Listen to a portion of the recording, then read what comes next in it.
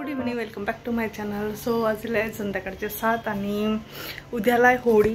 So दरवर्षीप्रमाणे गावाकडे जातो आम्ही, पण यावेळेला थोडंसं मे बी प्लॅन चेंज होऊ शकतो.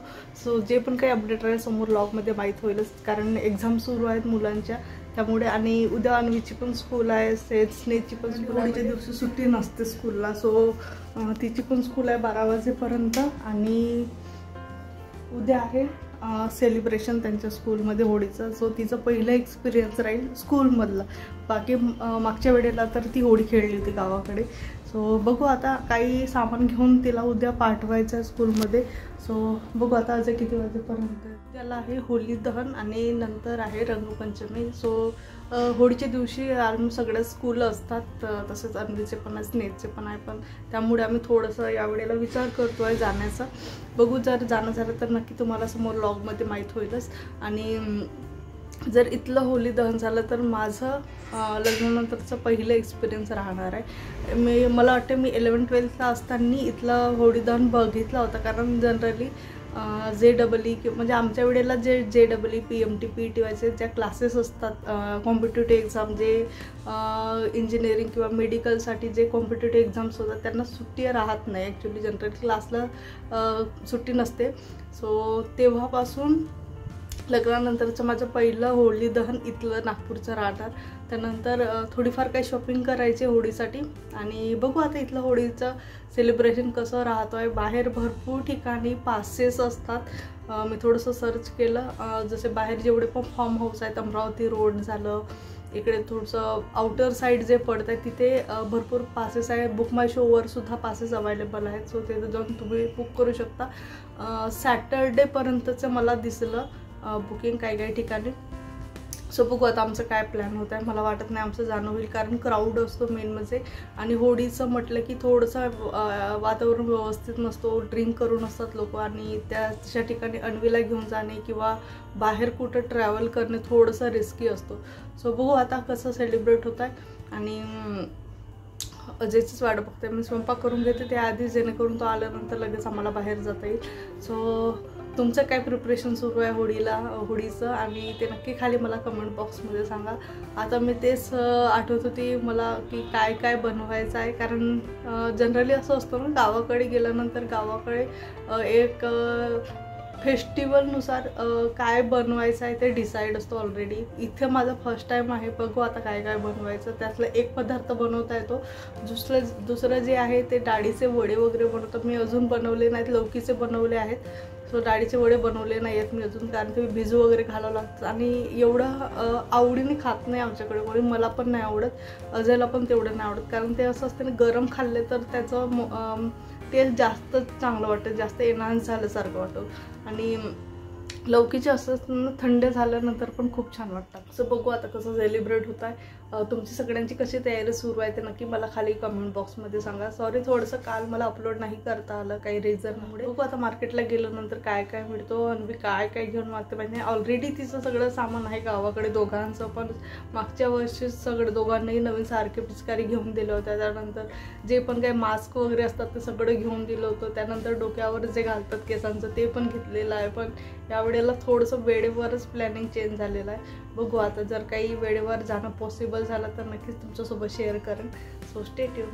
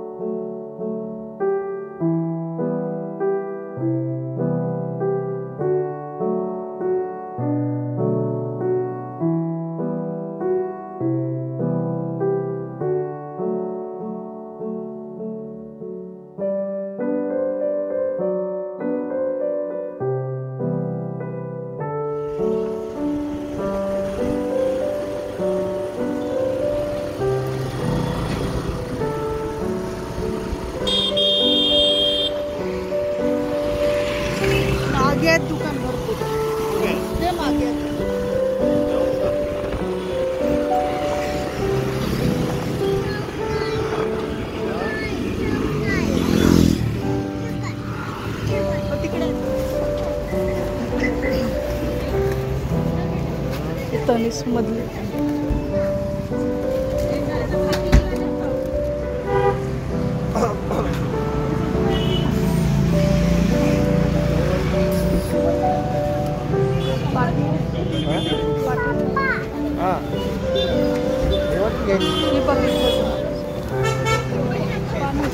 याच्यात छोटी नाही आहे ना, याच्यात छोटी नाही आहे.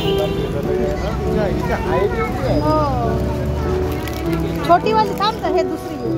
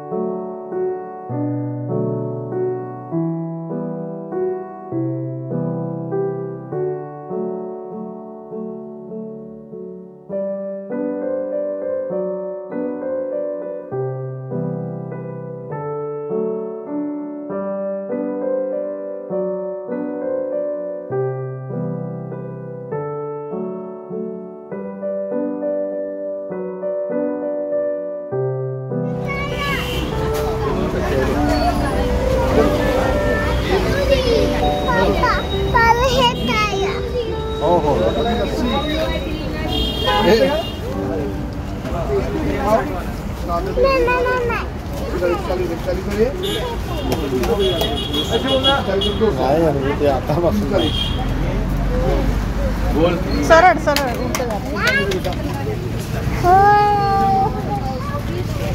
घाल ना आधी पिचकारी बघ मग हे घेऊ. हो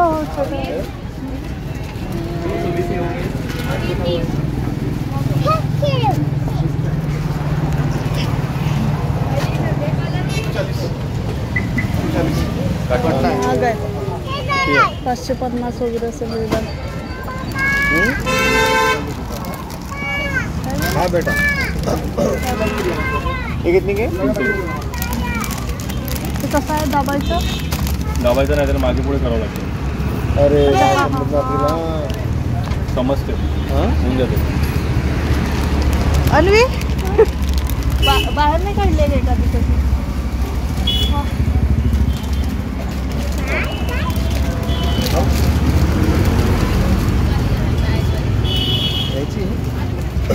तिला आधी ते करता येते का बघ. आधी बघू थांब. एका साइडने ओपन करून दे.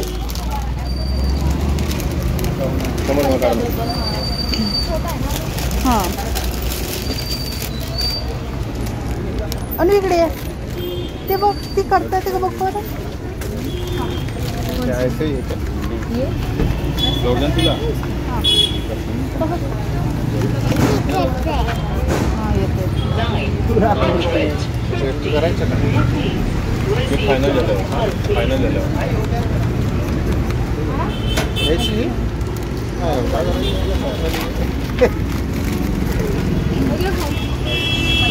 ती नाही ती छान नाही आहे. ही छान आहे.